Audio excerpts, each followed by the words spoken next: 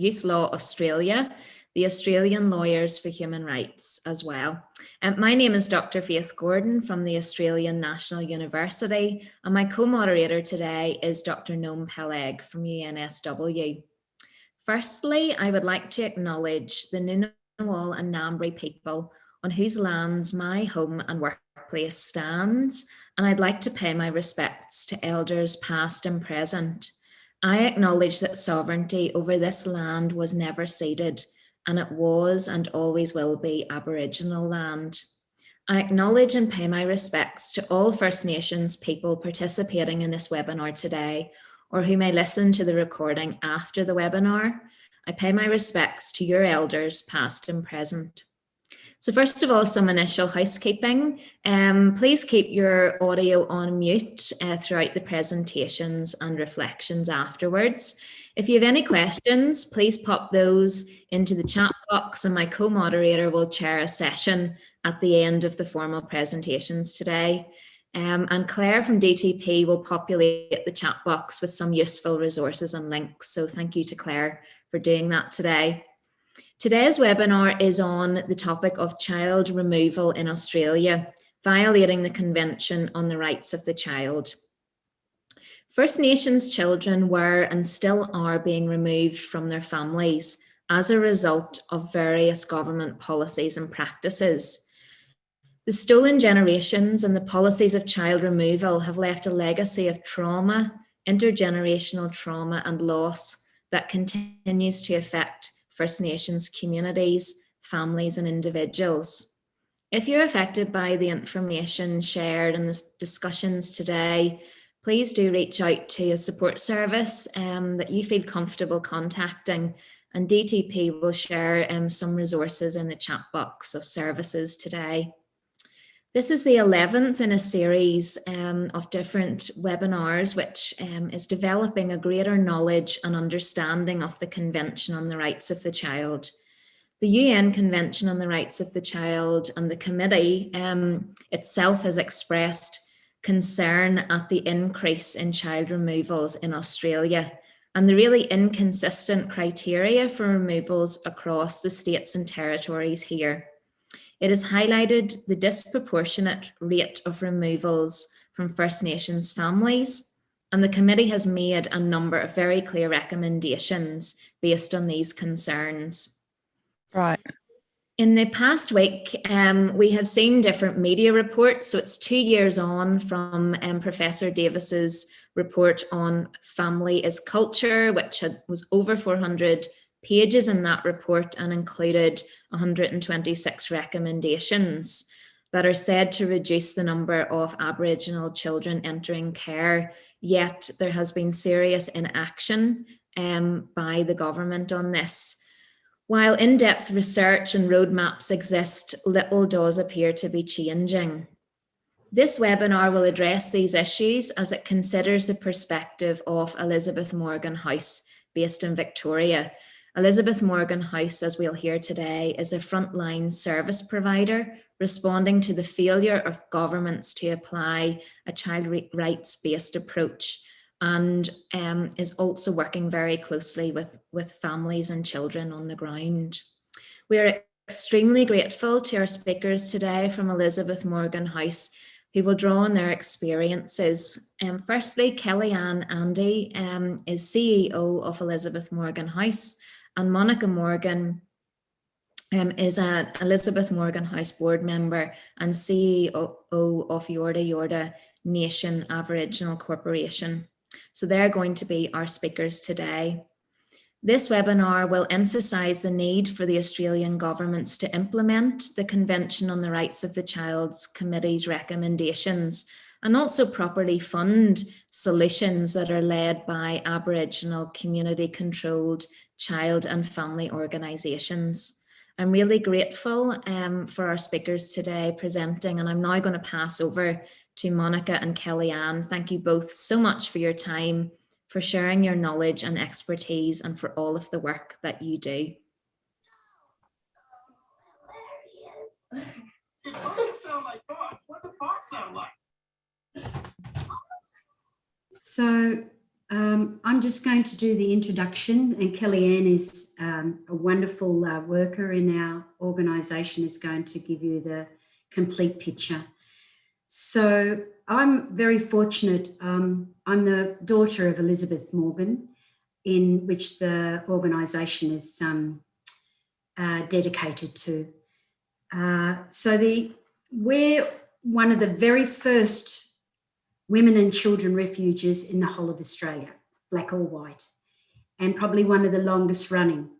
So it was early 70s when my mother and other elder women in the community, Annie Merle Jacomos and Annie Joyce Johnson, to name just a couple, very prominent women, got together and stated there was just too many of our women having to flee domestic violence and having to protect their children from the welfare. And one of the stories that I wanted to share with you is my mother grew up on Cummeragunja, and that's Yorta Yorta country. That's where Kellyanne and myself come from, on Yorta Yorta country in Cummeragunja. And this picture's taken this morning on Cummeragunja country. And she grew up through the protection era of the early 20s and 30s. And the mission manager, well, he wasn't a manager, he was the station manager, had come and wanted a domestic for his service. So he removed my mother from her home on Cummeragunja and took her to live at the hospital and wait and be his maid and his family's maid. Then that was 11 years of age she was. Then at 14 years of age, she was sent off to be a domestic hundreds and hundreds of miles away for a station owner that she never met before. And so these kind of removals and movement and continued processes that happened to our elders and continued through her life. So she was a victim of domestic violence herself and fled to Melbourne. And part of that process was to work with other women who themselves had fled and make it safe for themselves and their children.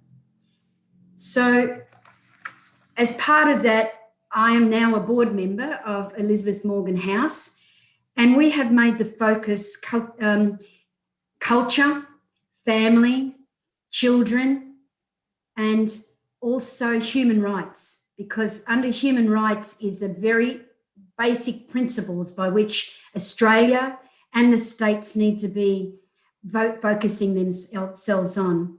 So under Yorta Yorta Nation, we actually joined on to the NGO submission on behalf of the Australian NGO Coalition that was put out in 2020 with 202 other organisations. And in that, we celebrate not just those declarations that are most important to uphold, such as the rights of the child, but also we reflect on the Declaration on the Rights of Indigenous Peoples. The recognising in particular the right of Indigenous families and communities retain shared responsibility for the upbringing and training, education, well-being of their children, consistent with the rights of the child. And Kellyanne will go more into detail in her account of that. But also the right to self-determination for First Nations people is not just a human right as a citizenship right for every individual. It is our collective right to collectively look after ourselves and look after our peoples, including children. And they are the essence of our being. And for over 200 years, the Australian government has institutionalised, stolen and incarcerated children. And it's this that we need to hold them to account. So the endorsement out of that NGO report was Australia must fully incorporate the Convention on the Rights of the Child in domestic legislation and policy within 3 years. And this is what this webinar is part of a series of webinars is meant to do, is really focal, might be focal point about what it is that we want and where we want to go. And today we'll give you a taste of just how it feels on the ground level, fighting for our rights of our children and our mothers and the women who are persecuted. We're not saying it's not the whole family, but this is our focus today. So I'll hand it over to Kellyanne. And I thank you ever so much, everybody, for being a part of this webinar, which is so important. And I want to thank the Diplomacy Training Program for their perseverance and their steady hand in really allowing our people to be a part of understanding our human rights. So thank you. I'd like to start off by acknowledging country and all the Aboriginal people in the rooms today. I'm on the land of the Wurundjeri people. I'd like to pay my respects to the elders that set up Elizabeth Morgan House, our aunties, as we call them as staff members. We continue to strive for the work that they have done. We have also grown since the beginning, which was in 1976, we became funded. So before that, we were not funded. In 2019, in the 2000s, sorry, we moved from becoming just a refuge to having case management programs. Our case management programs are across 14 LGAs in the metro area of Melbourne. We run programs so our case management also support court support, which helps women and children with intervention orders. We have a high security refuge. We are the only high security refuge in Victoria. Our refuge is also staffed 24/7. We have 4 individual units where families can come. Our wait list is crazy. We have people trying to enter into the refuge. With 4 rooms in the state, it's really hard to meet our demand. We have a counselling program attached to our service now and an intake program. Our intake program is funded a little bit differently, where that's national. Everything else in our programs are just Metro Northwest, so the 14 LGAs. We also, at our refuge, have employed a specialist children's case manager. That person just meets the needs of all of our children. From being last week, our children's worker actually was in the birthing suite with a mum. So their job is big and wide, and no job description can capture everything that they do. In the last financial year, we have supported 1,846 women and children just across, and we're only a small team of 30 people with 4 programs. So we're quite small compared to other places. Sorry, really nervous. I can see my board members in the background.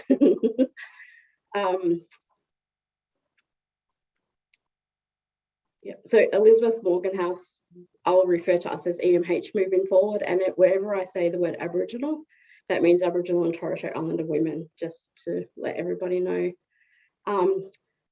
When we work with families, we recognise the intersectionality barriers that our women face. Our organisation works to support our families to uphold their strength, particularly with child protection. 98% of our women have had child protection involved in their cases. It is not uncommon for our children to be removed on a Friday night and not placed back into their mother's care until often Monday afternoon. So our children are put in out-of-home care, crisis accommodation, with people they don't know, which therefore traumatises them moving forward. Then it creates a whole new round of trauma that staff need to address. Their mothers, their carers all need to address. Often some of our children have been removed straight from birth. The numbers of unborn notifications have gone through the roof in the last couple of years. Sorry, I'm probably speaking really too fast. I'm just going to share my screen because we've got some stuff around some articles that we wanted to touch on.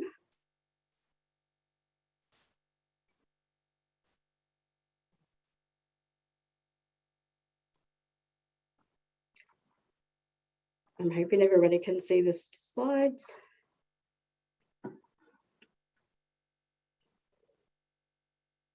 It's just about us. So I wanted to touch, sorry, that went too fast. We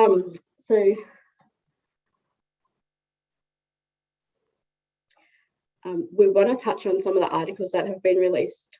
Out of the 54 articles released in the Convention of the Rights of the Child, there are only 3 that mention Indigenous children. These articles relate to diversity, the mass media, the rights to understand and tolerance in education. It also has a definition of access to culture, language and religion. On all 3 of these points, EMH struggled to see where this is put into action and practice in Victoria.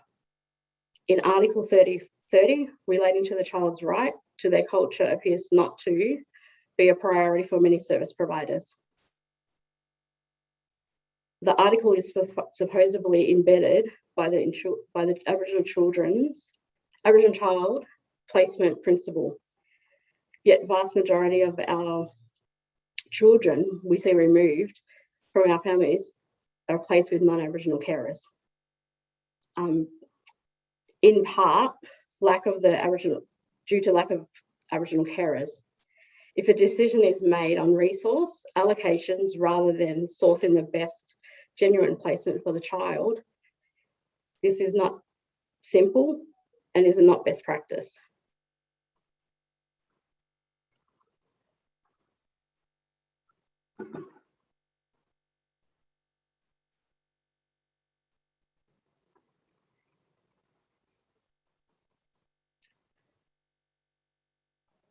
Changes to systemic policies and procedures are impacting and are pointless if they are not really meaningful, implemented and put into practice. The Aboriginal child placement policy intends to protect children's culture, identity. It is not adhered to for the purpose of the Aboriginal child placement policies to enhance and preserve Aboriginal children's sense of identity as Aboriginal people by ensuring that Aboriginal children are maintained with their own families, mobs, communities, kin, and to be able to practice their culture. At EMH, it appears to be a far cry from reality. Each and every day, we are struggling to advocate alongside our mothers for the interchange with child protection. We constantly see barriers in the front of our women and our children's, the barriers that they face and the outcomes that reunification. Most of our families don't get reunified. It takes a long time. It's a lot of hard work for parents and mums, especially our mothers, and our children to get reunified back together. Our women describe these feelings as roadblocks, that they each feel like they're hopeless, they can't navigate these systems alone. The struggles that the child protection system and the systems in general put on our mothers and children are just, they're the victims in all of this in our workplace. They're the victims of family violence, and they're the ones who have to jump through massive hoops just to get their children back.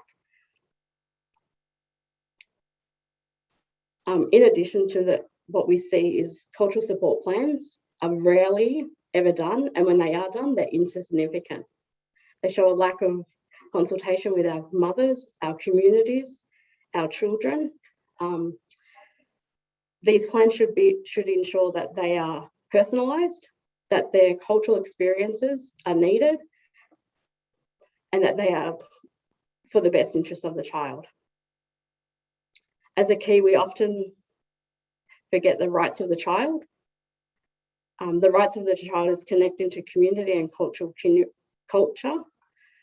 It needs to continue. So we get a new generation of children who know where they come from and who they are. Aboriginal children should not be placed away from community, kin, because it is deemed to be otherwise suited elsewhere. There must be greater investment into communities to respect the child, to be recommitted to their child's culture, identity, kin. We recognise the attempts to lessen the impact and disconnection for culture upon our children. I'm just gonna have a second. Sorry.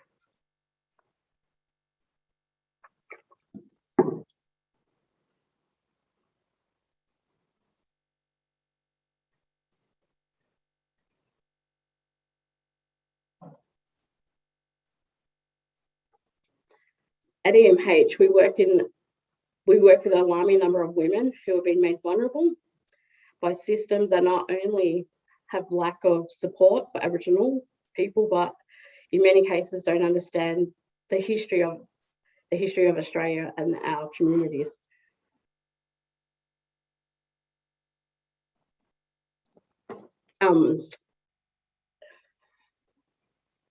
Aboriginal mothers and children experience family violence often speak about feeling that there is no real escape. Our children have been moved from school to school. We've had preps attend 9 schools because of having to move, because Child Protection have put extra pressures to say, you must leave this relationship, you must leave this home, therefore touching on making our children homeless. Restarting grief and loss is a massive thing that we need to deal with at EMH, not only for our children, but our parents. And often when they've entered into homeless, they're there for a long time. Child protection removing is a prevalent threat, and sadly is often the reality of our families that we work with. And that's due to the over-policing of our systems, out of pressure on our Aboriginal mothers and our children to comply with court orders, often setting near impossible tasks for mum and children to be reunified.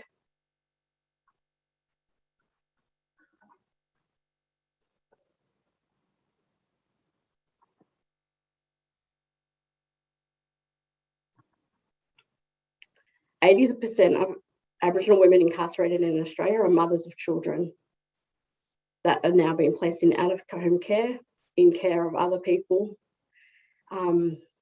Aboriginal women in Australia further compound and contribute to the removal of our children. And from our families, there must be a better response, which recognises the complex intersectionality factors that have led to the high rates of Aboriginal children being removed. The intergenerational impact on our children being removed cannot be disregarded. History cannot be forgotten. Our history reaches into our presence. Organisations like ours are in the best position to understand and to provide services to our families. We are able to mitigate various complex needs of our women. We're able to provide them with what they need to move forward. We always aim to work collaboratively and holistic and walk beside our families in their journeys. We're not like other services and we'll shut our people out at 13 weeks. We walk with our families until the beginning, from the start, until they're ready for us to leave.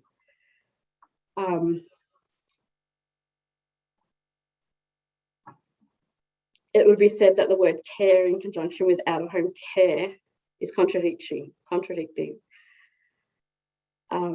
Analysing some of the Australian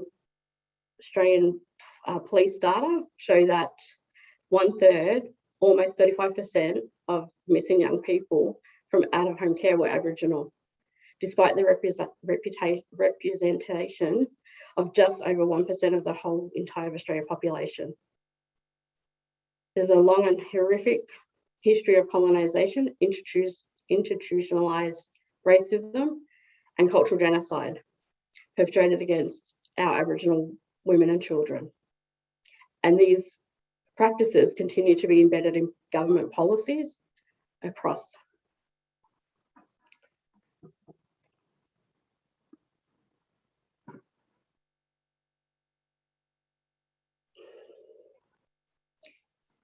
Since the national apology in 2008, the rates of child removal in out-of-home care has increased and will double in the next 10 years if we don't do something about it.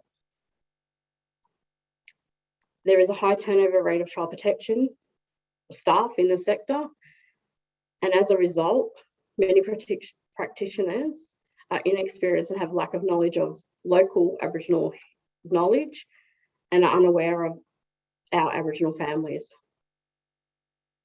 The impacts of intergenerational trauma and systemic racism experienced by our people in the sector is not improving. Our communities and our families and our kin and country must be recognised and upheld.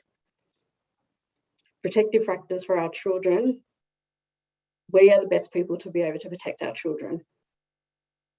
A power and a strength-based approach is needed, and with one acknowledging the continuous impacts of the stolen generation upon Aboriginal families, that needs to be identified and recognised so we can move forward as a community.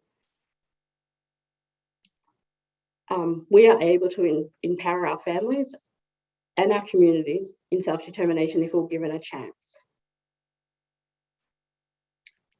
EMH maintains the importance of culture, community and family, and we choose not to take on the role of the child protection services, as we feel that we are best practice not aligning with these practices, and it doesn't align with our organisational values.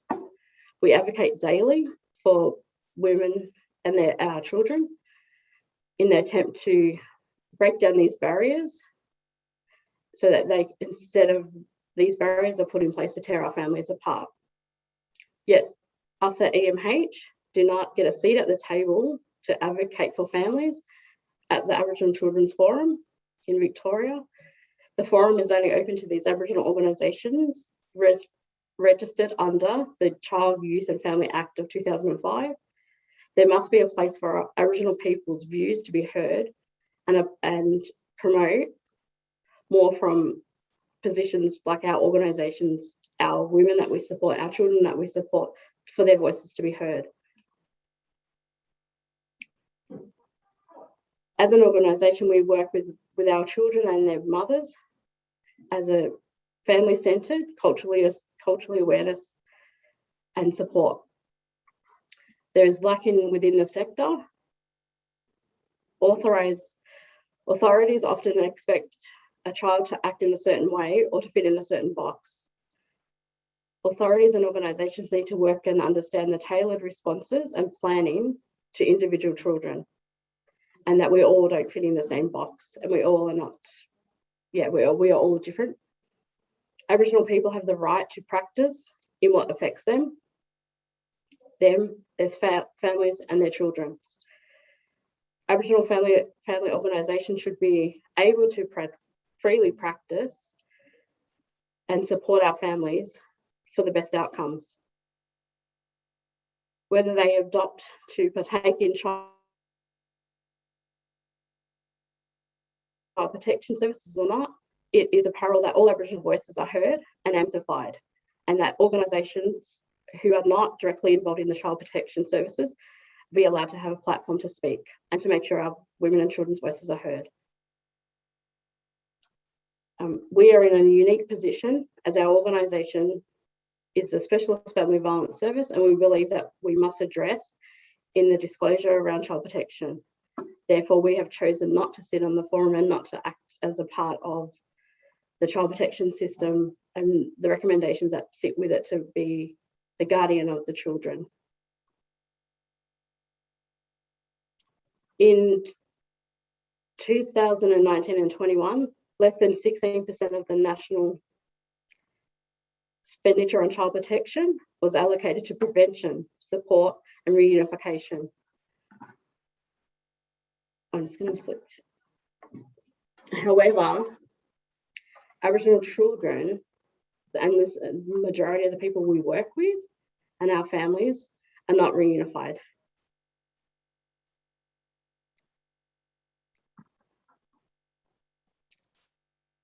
The evidence that many of our women work with and our children who find interactions with child protection are rarely be focused on support or prevention rather than tick a box and the risk.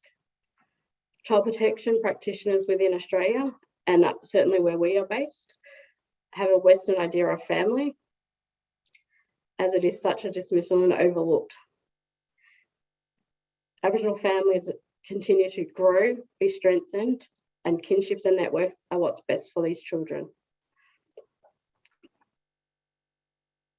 Everyone always says it takes a village to raise a child. This does not apply to Aboriginal children in the eyes of the governments and the authorities.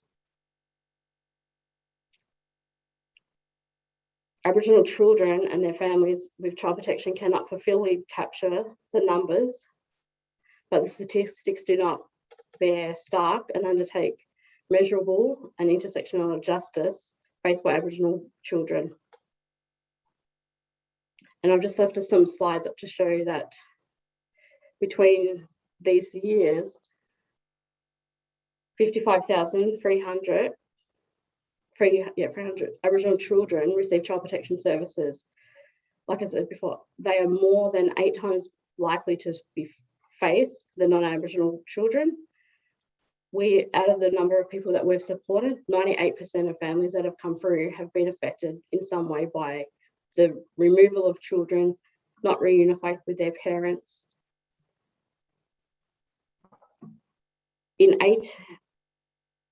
One in 18 Aboriginal children live in out-of-home care. Only 1 in 6 children are involved with child protection. Our Aboriginal children that we work with are 11 times more likely to be put in out-of-home care with a non-Aboriginal person. 80% of Aboriginal children reunification within Aboriginal families were from 2017 to 2018 stayed reunified. The same rate as non-Aboriginal people.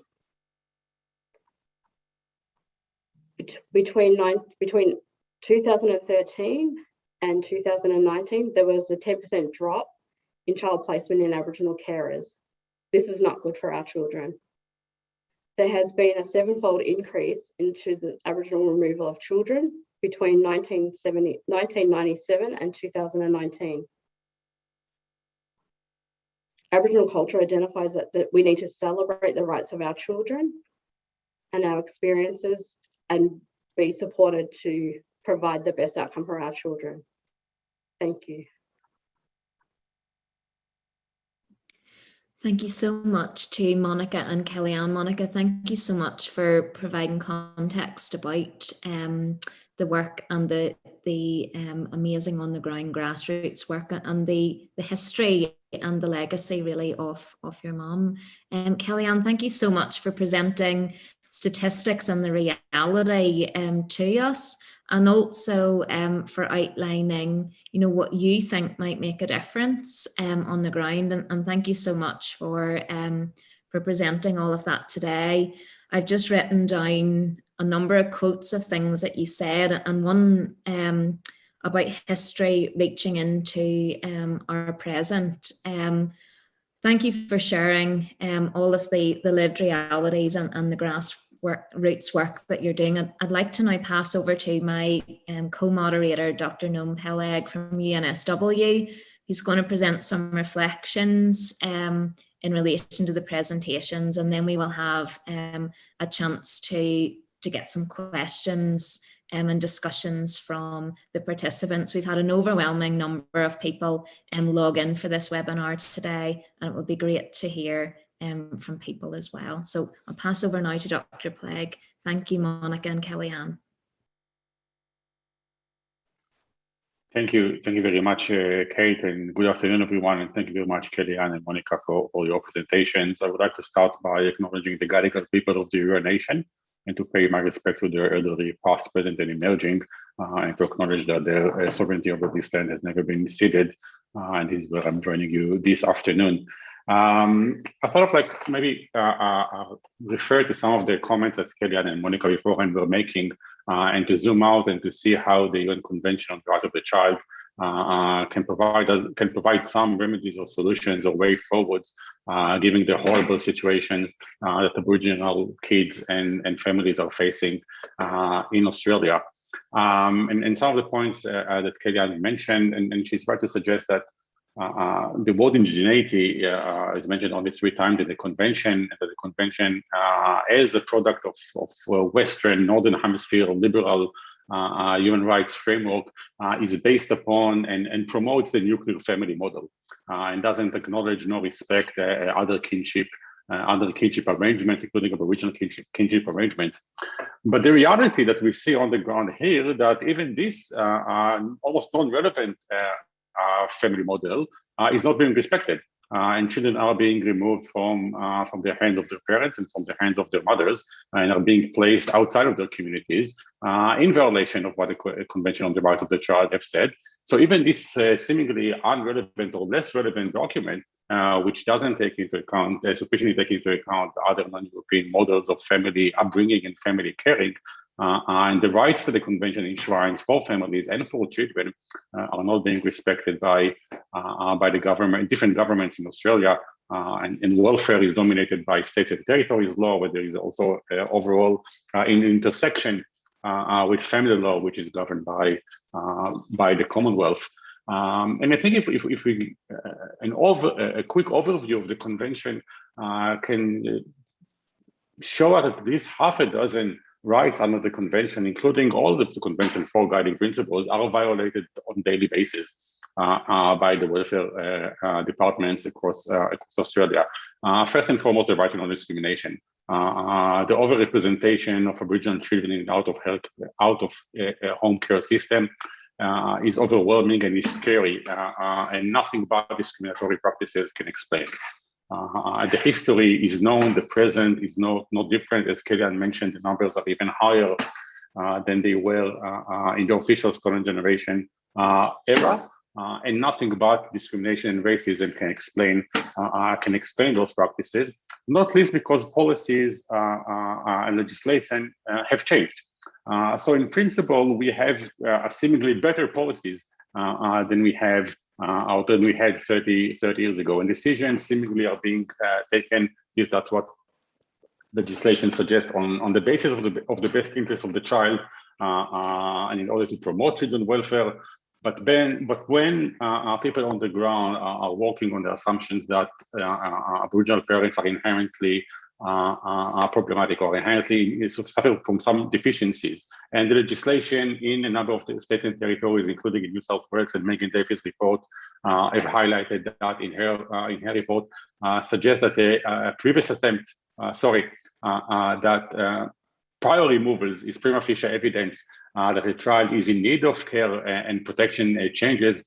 So it's only prejudicial, but also violate the explicit duty to consider children's life in context and to respect the right of children to non-discrimination.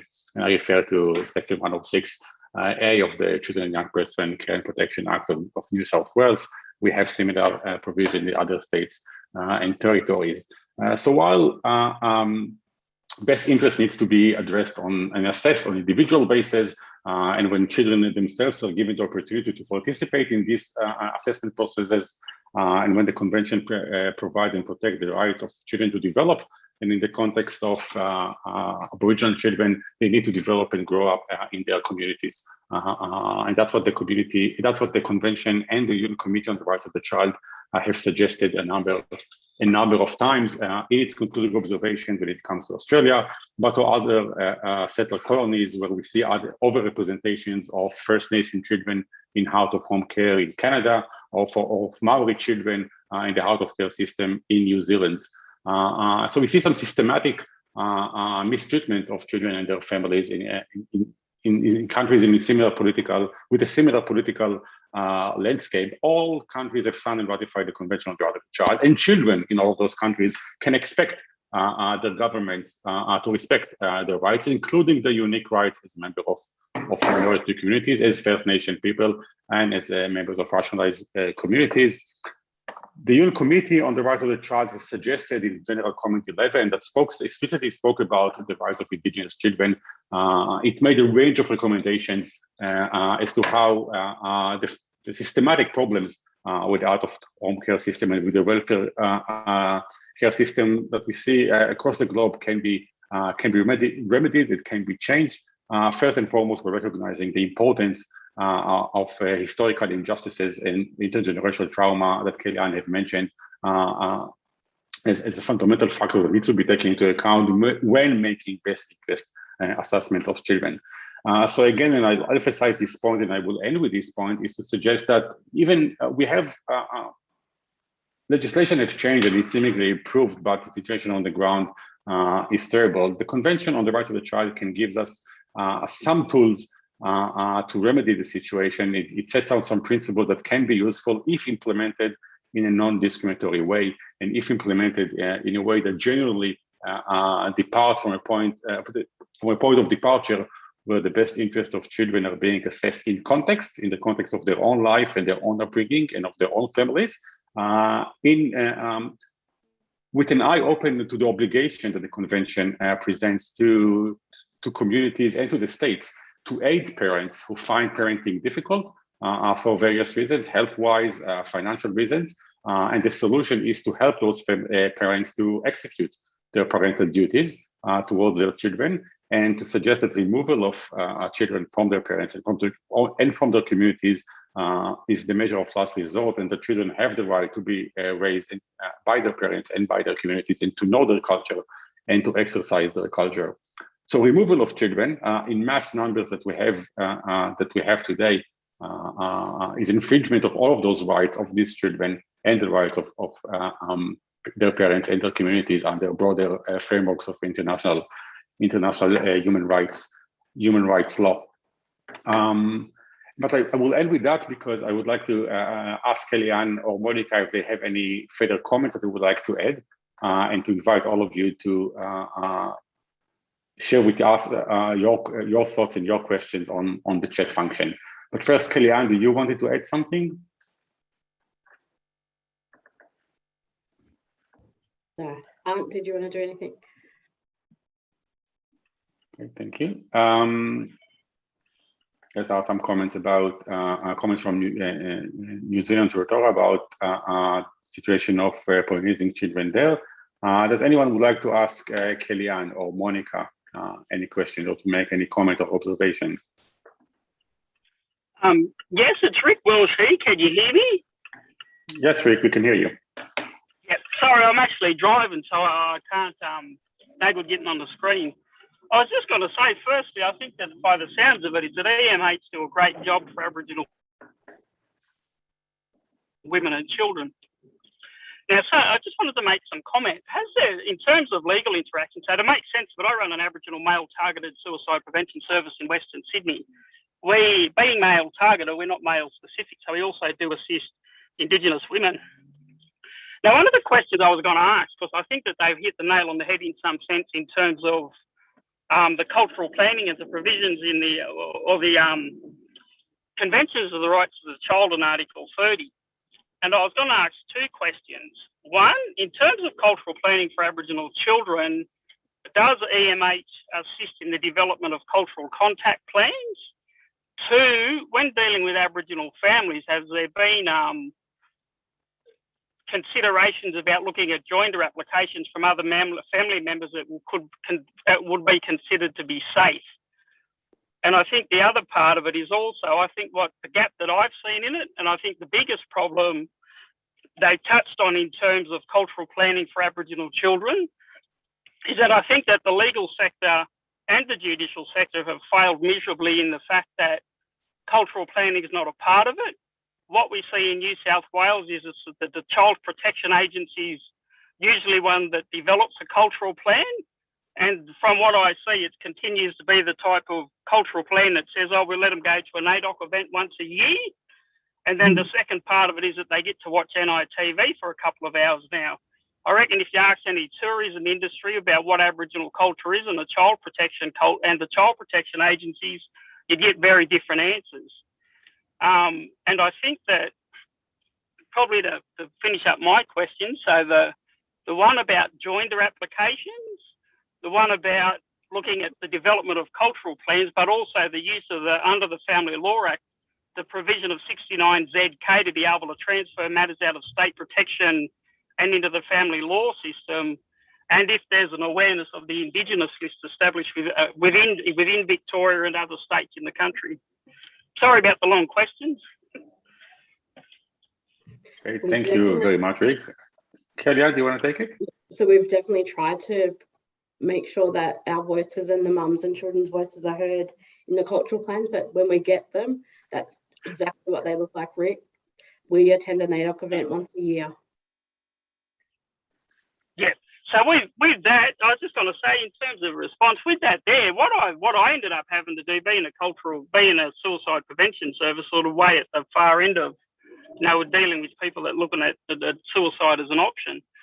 But what I found, and the way that I've worked out to manage it, and it's only a suggestion, but what I'll do is I'll look at the fact that lawyers take instructions from clients, and if you're going to have the clients that's interacting with legal practitioners, is that they can instruct their legal practitioners to use the cultural plans in litigation, because I think that's where it's failing. But if there's, and bearing in mind, if they're fail to take those instructions, you can always use those things like law societies, and in New South Wales, you've got an Office of the Legal Services Commissioner to actually file complaints about lawyers when they don't take their instructions. And it's a reasonable instruction, considering that it's identified within the legislation that children have the right to have cultural plans. Rick, it's Monica here. How are you? Thank you for your question. I'm good, thank you.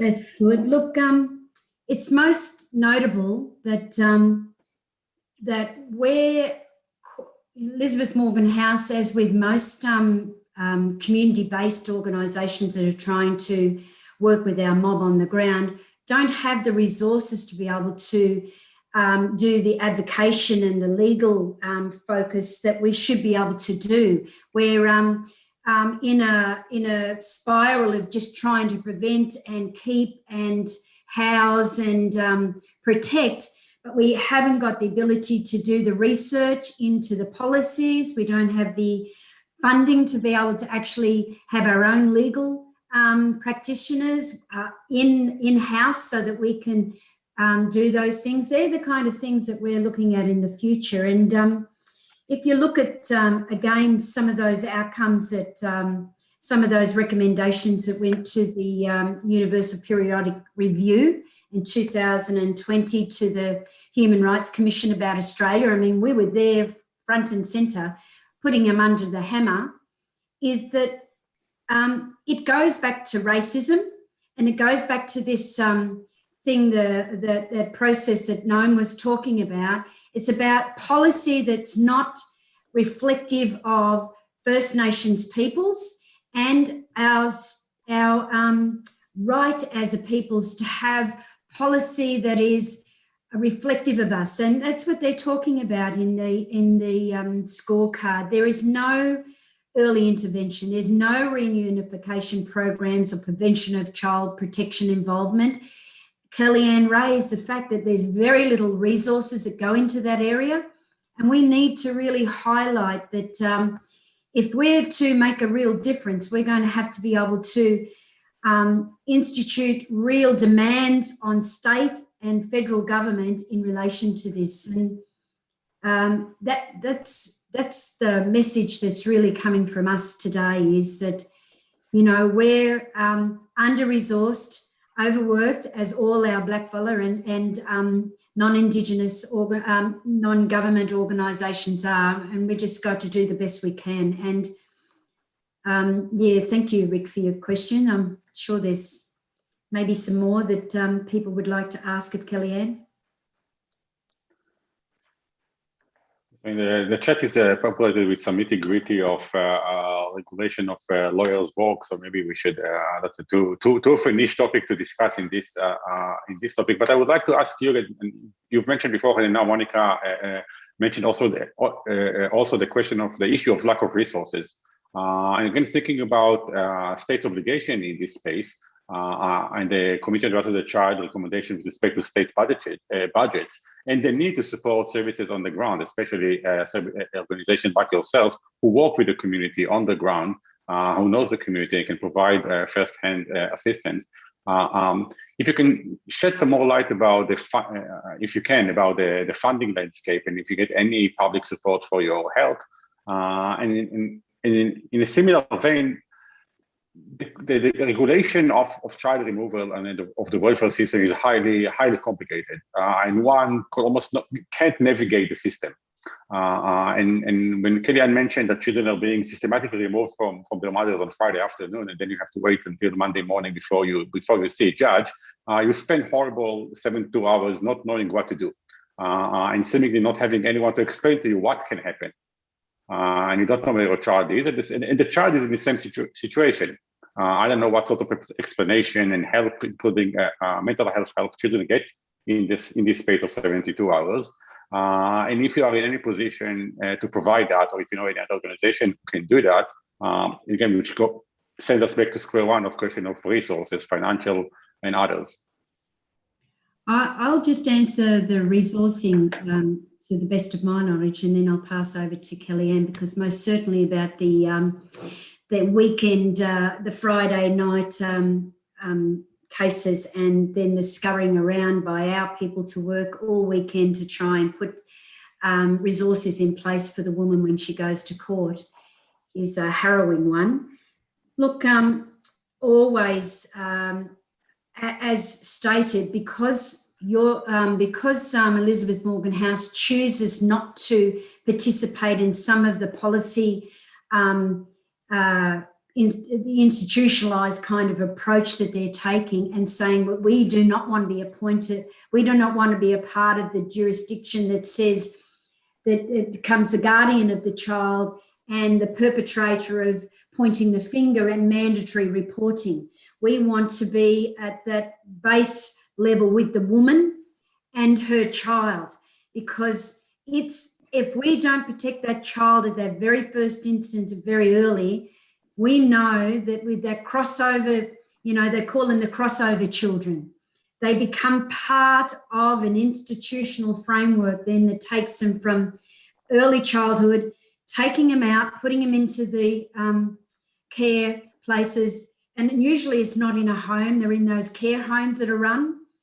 And then we see the progression into drugs, alcohol, sexual abuse that can occur to them, and institutionalising them in incarceration. The pattern is there. And Elizabeth Morgan House, we're at the front place when it comes to protecting the child to stay with the mother. That's our primary focus, and the extended family. And we also will, help the mother if she wants to in relation to having relationships with the father.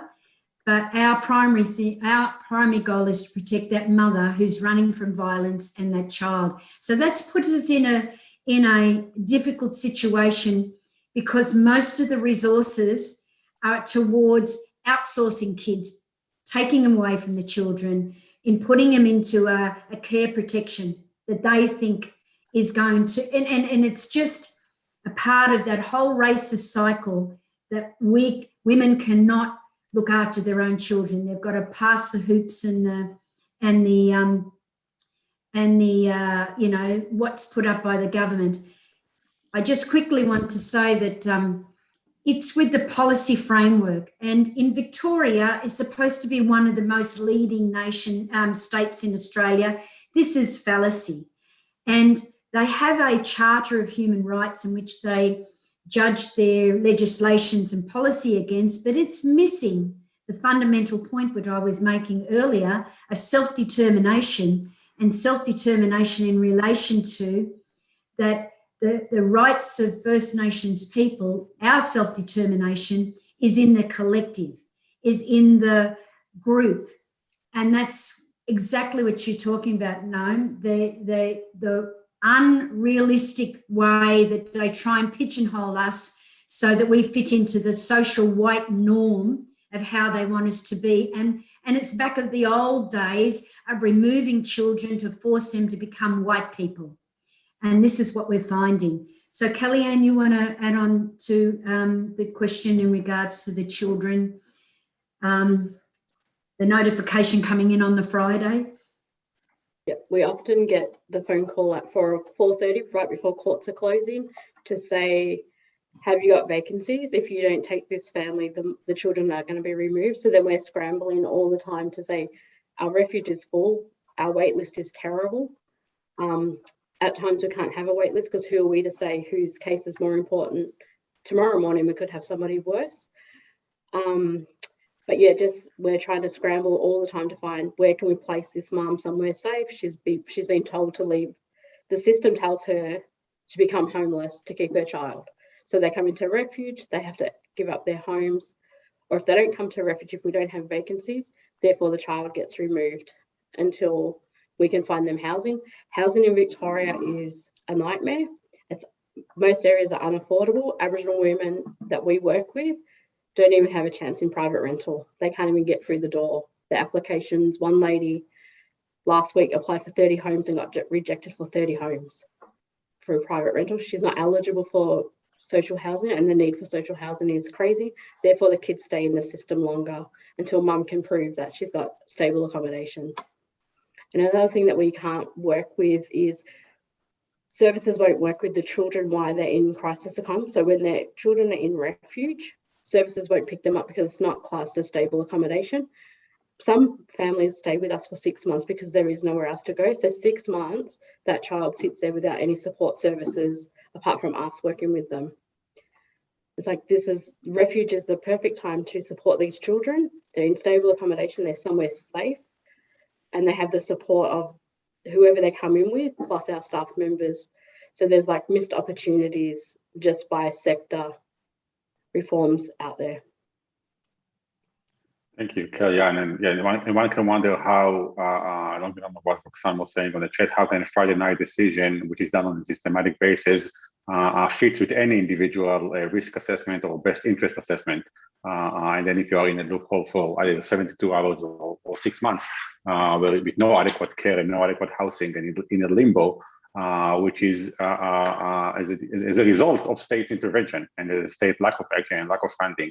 It raises a lot of question about how genuine the system is in respecting the rights of children and their families and the international obligations that the Australian government is under. And again, the expectations that these rights, including the collective rights of First Nation people, will be respected. Unfortunately, our time is up. We could have continued this conversation much longer, and we will continue in other times.